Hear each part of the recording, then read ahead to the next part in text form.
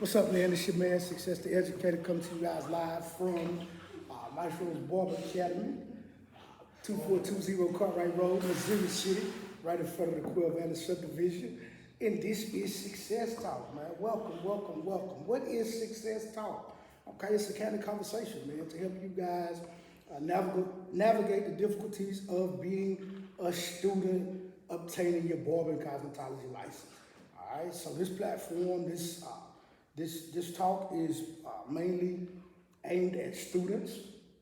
Okay, so the target audience is students that's obtaining their licensing. I know that it can be a difficult thing once going through school to get into this industry, and even more difficult to get into this industry and build a real measure of success. And so what I want to do is I want to share with you my experiences so that it may help your transition be easy. All right, I'm live with you today from Maestro's Barber Academy. Like I said, shout out to our Northside team over on LN 1960. Shout out to Mr. Eric Shaw, the owner of Maestro's Barber Academy. All right, let's dig in. All right, so I see you guys drop me some questions. All right, and let's see what we got here. All right, okay. What questions can I ask to minimize communication errors when helping decide on a cutting style? I like that question.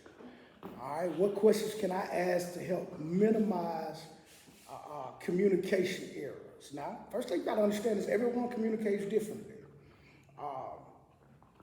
With social media, with technology, with your phones, I think it's important for you to have a digital catalog of your work so that you can show as you ask your questions to eliminate those miscommunications, to get a clear understanding.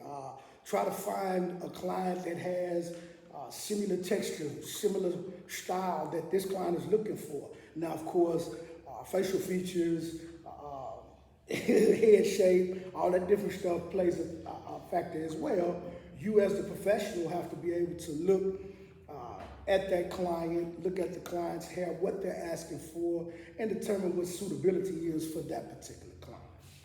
All right, great question, great question. All right, so I don't want to keep going back and forth here. You guys can ask me your questions out loud. Send the feeds, I'll answer them. All right, so who's next? Not everybody all at once. Yeah. One of mine was, how did you grow personally from being an entrepreneur? How did I grow personally from being an entrepreneur? Being honest, motivation is a lot. Your why is a lot. Your reason why you're doing this is a lot. Once I stepped into this industry, I was a young man, 25, 2 young children, no formal education, a felony record, and this had to work. So for me, from day one, failure was not an option. I approached this with an energy that I was not going to be denied. I don't know what your circumstance is, but we all have a circumstance. And I feel like we're all here to better our circumstances. I knew that this industry had to work for me. And so I think the biggest part or answer to your question would be that you have to be a self-starter. You have to be a self-starter in this business.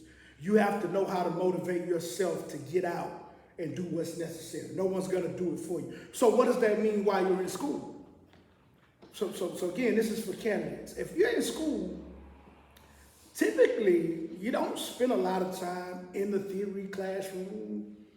At most schools, everyone's school calendar is different, but theory is a minimum amount of time. Clinic floor services is the most of your time. And in that, you get downtime, right? Can we all agree on that?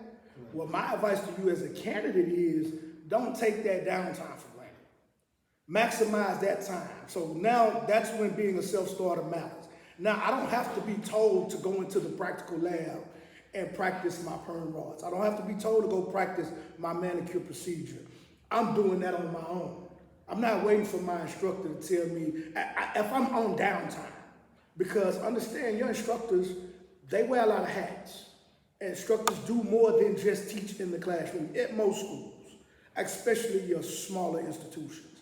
And so they're not going to always be able to micromanage you for your entire 1,000 hours. And each day that you're at school, that clock is ticking.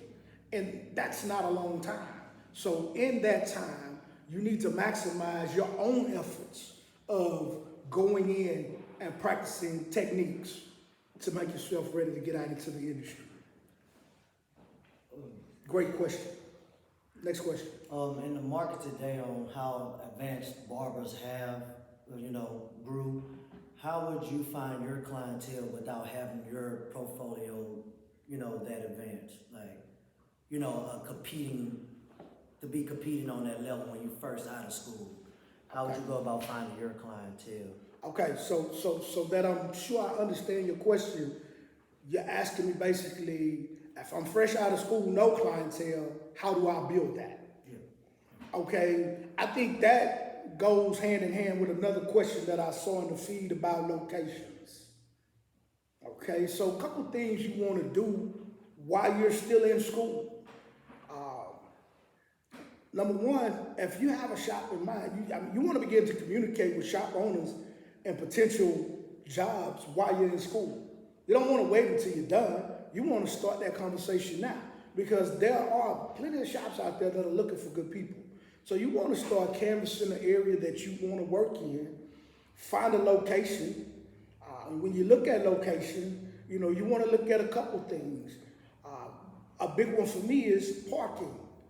What good is it to have a big 20 station shop and you only have 10 parking spots in the parking lot, right? Because as a customer, I'm going to keep driving. I'm not going to look for parking. So parking is a big one when you're choosing the location. Go in and see what kind of, spend some time in that shop. See what kind of ambiance or atmosphere that is. Is it the kind of atmosphere that you believe you can grow in? Are the people in there like-minded? Because believe me, there's some stuff that go on in these shops. Each shop is its own vibe. And so you want to go in and see if this shop is a vibe that you okay with, that you feel like you can grow in. And is this a shop where the barbers are helping the rookie? Because you got shops where the barbers will help the rookie grow, and you got shops where the barbers will haze the rookie, so to speak, and not care about what you do or don't do because they trying to pay their own quano. So, it's just real out here. You just said it yourself, competition market. Everybody trying to pay their bills. The fact is, most barbers find minimal success. There are those elite barbers that grow to a high level of success, and it's the intangible of that individual that sets them apart. All right, great question. Did I answer it for you? Yeah, because basically you hit a nail. Let's say you need more development when you get out there, finding a barbershop where, the senior barbers will be able to help your development. Let me tell you, there's another option as well. Now, I'm going to be honest with you. I don't care too much for the corporate barbershops, I won't name anyone, the big chains. But if you're fresh coming out of school and you still need to work, grow, build confidence, it may be a good idea to get in a chain shop, right, where they pay you an hourly rate and train you in their system. So it's kind of like you're working to learn more. It's an investment in,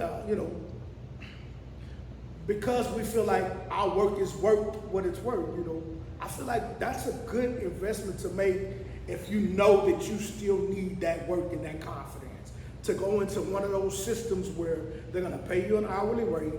They're going to teach you in their system, that they have classes, they have things to help you grow. I think that's a good system to get into and invest time into yourself. And as you grow in that system, you'll see your clientele grow. Because even though that's a chain salon, right? And even though the clients come in and they pay the salon for services, over time what you'll find is those same clients that like your work, they're gonna be asking for you. Now you're seeing your clientele grow, right? So what do you want to do? You want to make sure you have contact information on everyone that makes sure that they sit in your chair. That's your clientele. Once you feel like you've got a great enough base, you know, step out, do your own thing. Take your people with you. The ones that are yours, they're gonna go with you. All right? Great question. Next question. You had some over here. Barnett, talk to me. I had this question when I first got here. So, like, why do barbers need to learn how to do like hair? Like, why do we need to learn that skill, and why is it required?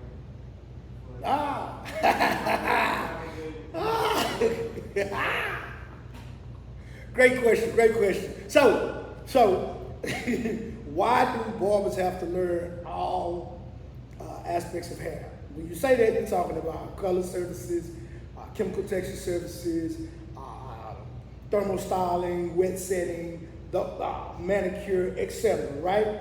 The simple answer is this: your license say that you can do it. And if your license say that you can perform this service in the state and charge money for it, well then you need to be able to prove to the state that you're minimally competent in performing that. That's the reason for your state exam. All right? Now, there was once a time when your state exam didn't test you in all of those areas. Such is not the case anymore. If you want a barber license in cosmetology in the state of Texas, they want to see you demonstrate all areas of what that license encompasses. So that license says you can perform a manicure service and charge money for it in the state of Texas. You need to be able to show that you can perform it in a safe and sanitary manner. All right? And that goes along with every other service that your license encompasses. All right? And barber and cosmetology, contrary to what people think, are not that different. They both forever have performed all of those services, the same services. Recent changes in legislation now has it to where the differences are even smaller. So if you hold a barber license, you can do everything that a cosmetologist can do with their license, except eyelashes. Every other area of that license you can practice. Facials, chemical texture services, color, manicure, etc. Vice versa. If you're a cosmetologist, you can do everything that you can do with a barber license. Hair cutting, styling, etc., even shaving. The difference is a cosmetologist cannot use a straight razor. They have to use a safety razor. And I'm only talking about Texas because I'm in the state of Texas. And that's what the rule is here. All right. So great question. Next up, what you got for me? At what point did you know your career was a success? I've been successful day one. I'm the big boss with the sauce. I am him. You gotta know that. If you don't know that, who gonna know it? Right? I came in the door, I kicked it in. Demanding what's mine. All right? Know this about me. And this is the thing that is so special about each of you. You've only been in this program for 8 weeks now. None of you walked in the door with any type of experience in hair. Now look at what you're performing already in that minimum amount of time. You see, I just know that I know. I don't need confirmation from anybody. Life is what you make it. You really are in control of what you accomplish. And this career is that. You and only you are in control of what you accomplish in this industry. Now, know this about me, and I'm not finna run down my resume. Trust me, there's not many with the resume like mine in the state of Texas. I'm not your average barber / instructor. My thumbprint will be on the barber industry in the state of Texas for decades. The work that I've done in this industry, not only behind the chair, not only in the classroom, but also in Austin, guiding the direction of barbering and cosmetology here in the state of Texas. I've made contributions to our industry that's gonna last. And so I'm proud of that. You know, I just knew that if I was going to be in this industry, I wanted to be as successful as I could be in it. But every step of your career is a success, as long as you're progressing. You're already a success as a student. You see, success is a mindset. You've already succeeded. You've made the choice. You're now transitioning. You're now evolving daily. You're now growing to that next place for you. Because as long as you're opening your eyes, that growth should be infinite. You see me sit here as your instructor, but guess what? If I wasn't growing, I wouldn't be sitting here. Trust me, there are things that work in my own personal that I'm making sure happen. You see, that I have my own why just as you have yours. You see? So, what do you want? I knew I wanted to be an educator. I knew I, wanted to sow into other professionals coming along after me. So, when you love what you do, it's not work. And success is a state of mind. I'm successful. I'm successful because for what matters in my life, I've accomplished. I don't measure success by the amount of money I make. It's never been about money for me. Money can't be your motive. If money is your motive, you make decisions based on how much you have or don't have, as opposed to prioritizing what's important for you. For me, that's family. As a barber, I was able to be the best dad I can be. And as a result of that, now I have amazing relationships with my children that are independent adults. So for that, I'm the richest man in the world. I could care less about the money. Now, don't get me wrong, I want my money, right? But I've always made sure that I can earn. So, I take care of me well, I always have. I've worked at, a total of 3 schools, right? So in 25 years, I did 8 years at Jay's, 5 at Oval, and now I'm here. So that's 13 of my years in education. The other 12 years I did behind the chair working for myself, right? So I know success on both sides of it. And keep in mind, notice what I said. I worked at my struggles. I work for myself, all right? Mindset. I do not come here under the pressure of needing a job and having to be here. If you're in that place, you need to adjust something about yourself. All right? This profession gives you the power to call your own shots. All right? So make no mistake about it. Even though I've worked at places, it was always an investment in me. All right? So it's mindset. Kimberly, what you got for me? I don't want to keep going back and forth after that. Don't shoot me one. It goes to pop up on the screen. Well, I see comments. I only see one question. That's all good. Let me see. Try to I swipe. got another. Talk to me. What you got? How much experience and time do you think you have to have before you have to open up? Well, before you can open up your own shop and have people cutting under you. How much experience, like how much time do you think you should put in, like building up clientele and learning from others? All right. So notice about me. My experience also when I was behind the chair, I owned my own shop here in the city. I did own my own shop. I had barbers that worked in my shop under me.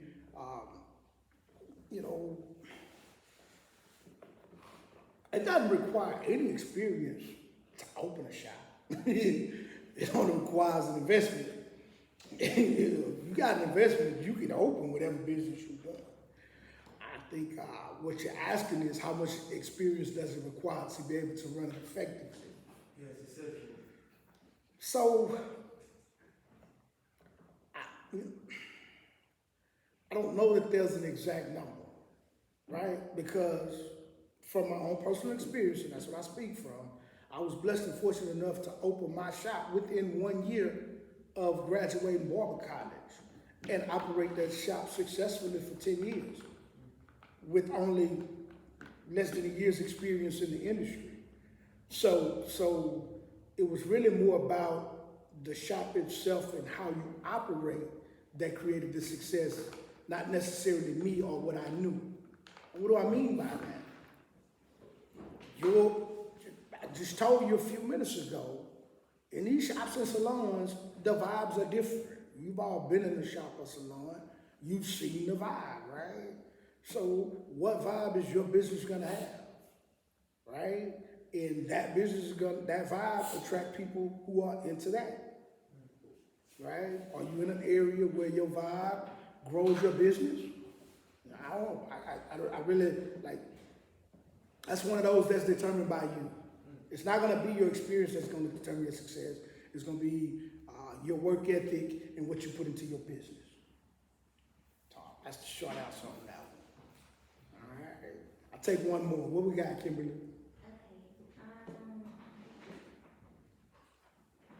Who is Success the Educator? Ah! Where did that name come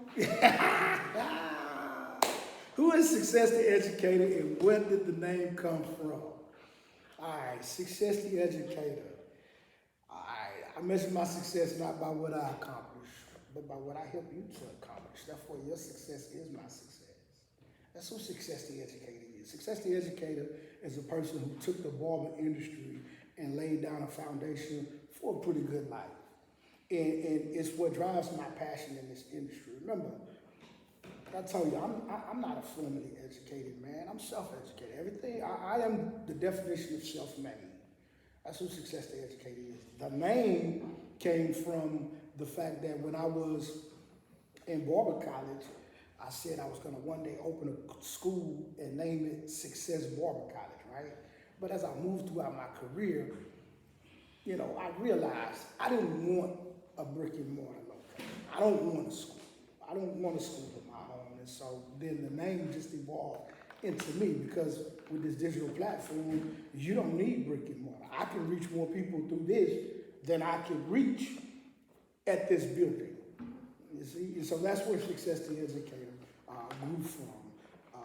You know, I believe that God has purposed me to sow into the lives of others. I pride myself on when I educate you as my student, when I spend this 1,000 hours with you, I pride myself on you leaving here saying good things about me, saying that I helped you grow, saying that I sowed into you things that you know made you not only a better barber, but a better person. And that's who Success the Educator is. All right. So listen, man. Now that was my last question. We're gonna go to- This is my last question. all right, one more. Talk to me. What could you go back and change about your business journey? What would I change? Yeah, and how did it affect your life today? If I'm being honest, I wouldn't change nothing about my industry journey. I've had an amazing career. Every step of my career has been amazing. Behind the chair, working for Jay's. Shout out Miss Ali Hilliard. You know, people say what they want about Jay's. I love Miss Ali and Jay's Technical Institute. It gave me my start. It gave me the foundation I needed as an educator to grow to where I am now. And so as far as my career itself goes, I had an amazing career behind the chair in the shop. I had amazing clients. You know, I have lifelong friends that I made behind the chair. I met some amazing individuals. Like, you guys are gonna see, this is a great industry, you know, and you can build what you want for you. You know, and I just believe that once you start walking in your purpose, you know, the blessings fall out the sky for you.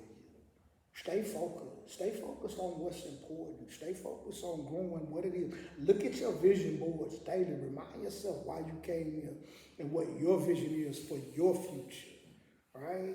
And keep working toward that and know that nothing and nobody stopped you, right? This being the time, and I'm not gonna get religious on you, but I'm gonna take the time to use this as an analogy, right? And so let me put my disclaimer in here before I go. My opinions are mine. The opinions I express are mine. They do not affect Maestro or its leadership, right? It's Easter week, right? You know, Good Friday, Easter, where you celebrate the resurrection, right? Remember, you know, one day they were praising Jesus, Hosea. The next day they were saying crucified. What am I saying? Be careful of the company you keep. That's a big thing when you're trying to grow. Be careful of who you have in your circle. Surround yourself with like-minded individuals that are looking to grow in their lives as well. Stay away from naysayers, dream killers, negative Nancy's. Every time you say something about how excited you are about an idea, they have a reason why it's not going to work. Eliminate that person from you, right? Surround yourself with people. Remember, great people will make you feel like you can be great too. Surround yourself with those people. All right? So once again, man, this has been Success Talk. Candid conversations just designed to help you grow in your own personal journey.